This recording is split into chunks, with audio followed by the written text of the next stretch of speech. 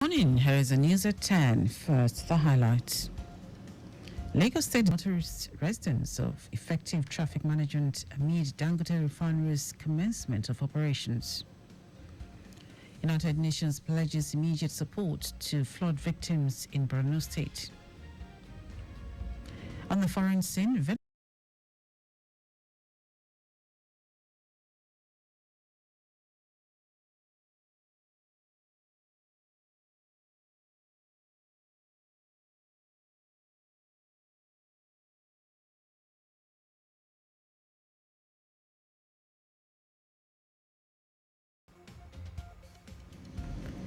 Lagos State government has conceived a total package of comprehensive traffic management strategy to guarantee uninterrupted traffic flow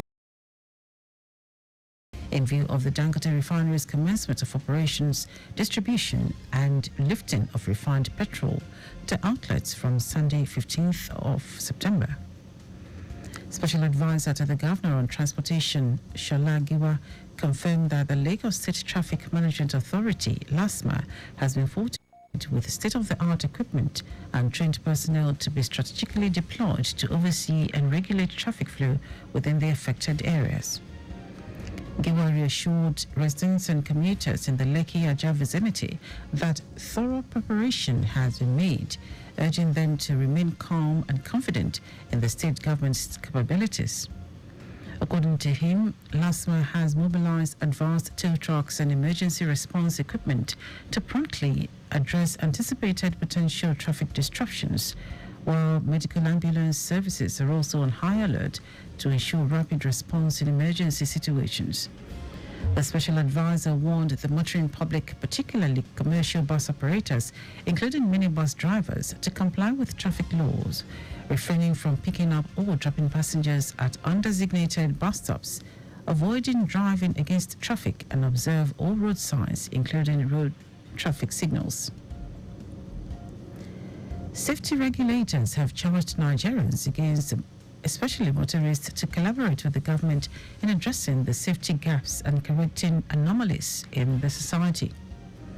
The regulators, comprising officials of the Lagos State Traffic Management Authority, LASMA, Federal Road Safety Corps, FRSC, Vehicle Inspection Service, VIO, and Traffic Police, met the call at a safety roundtable talk themed Integrating Safety into Our Culture.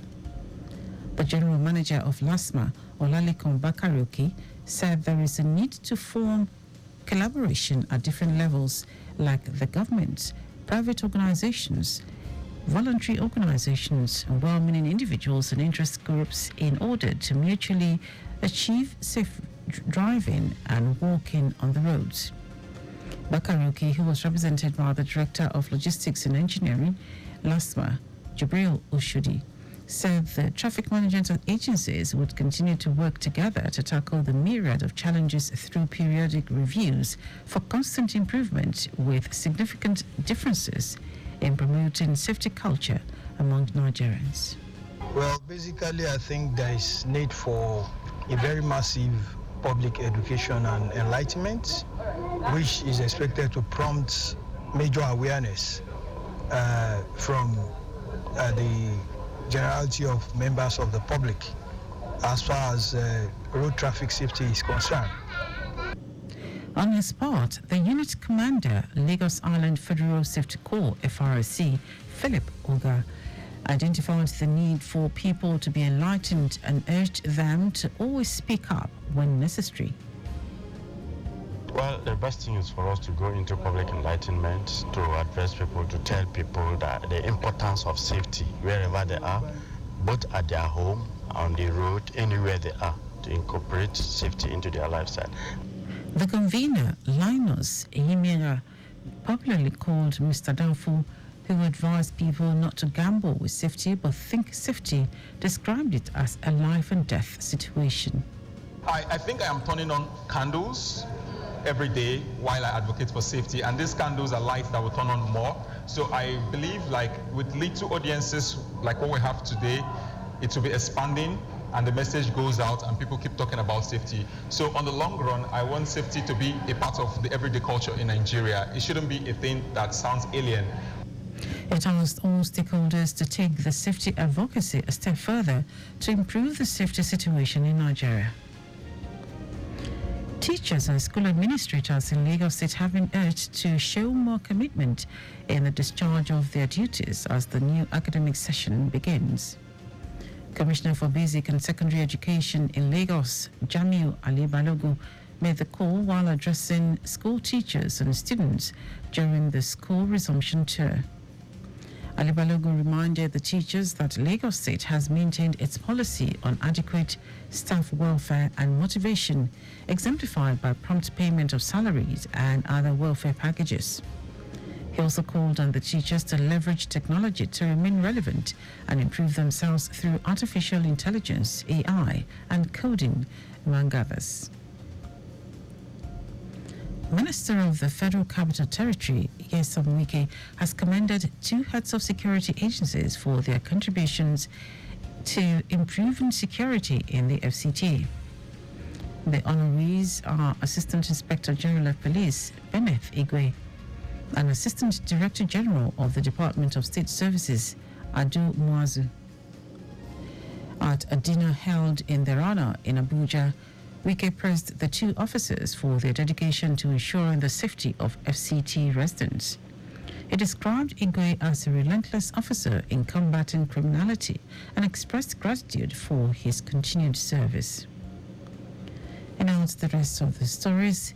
United Nations and humanitarian organizations have pledged immediate support for the affected population that have been displaced in Maiduguri, Borno State.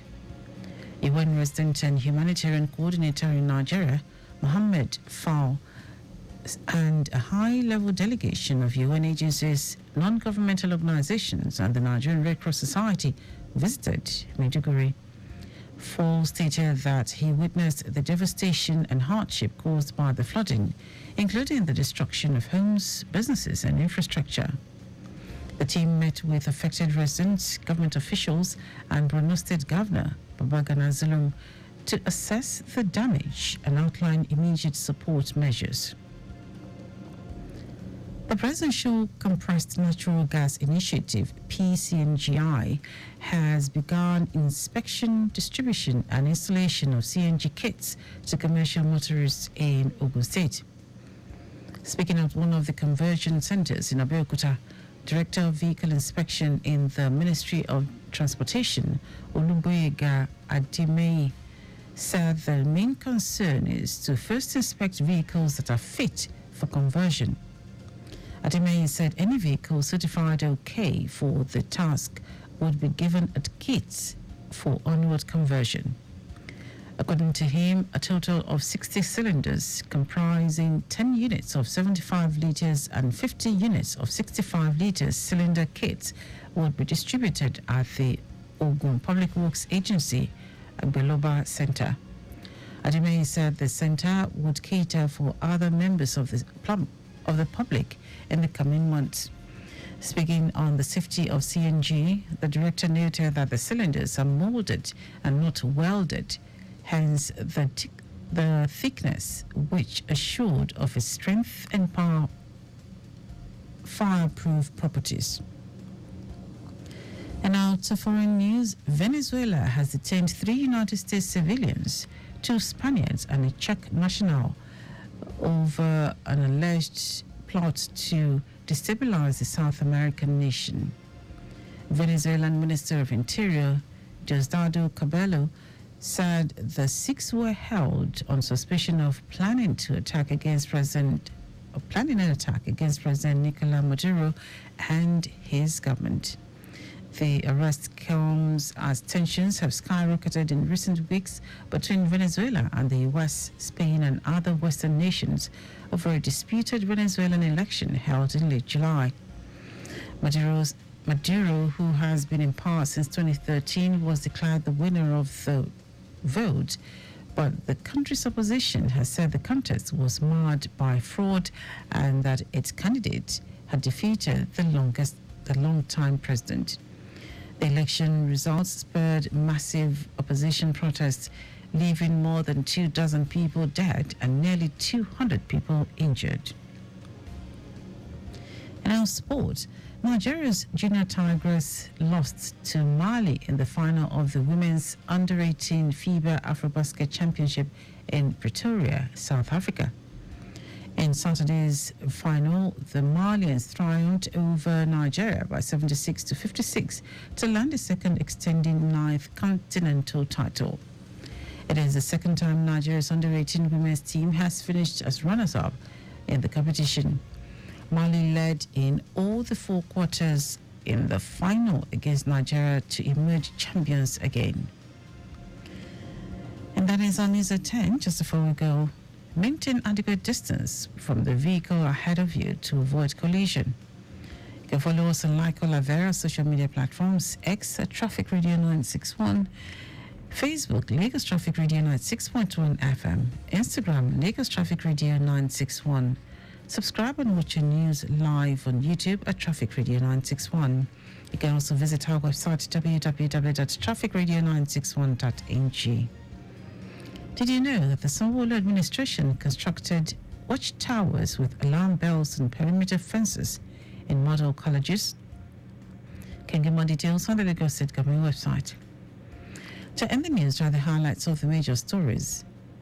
Lagos State Government has conceived a total package of comprehensive traffic management strategy to guarantee uninterrupted traffic flow along Lagos-Ajah corridor in view of the Dangote Refinery's commencement of operations, distribution and lifting of refined petrol to outlets from Sunday 15th of September. United Nations and humanitarian organizations have pledged immediate support for the affected population that have been displaced in Maiduguri, Borno State. We also told you that Venezuela has detained 3 United States citizens, 2 Spaniards, and a Czech national over an alleged plot to destabilize the South American nation. And in sport, Nigeria's Junior Tigers lost to Mali in the final of the Women's Under-18 FIBA Afrobasket Championship in Pretoria, South Africa. For contact with the newsroom, send a message to info@trafficradio961.ng. That is news broadcast compiled by Sadiq Yusuf. I am Dele Agadumo. Good morning. Thank you for listening.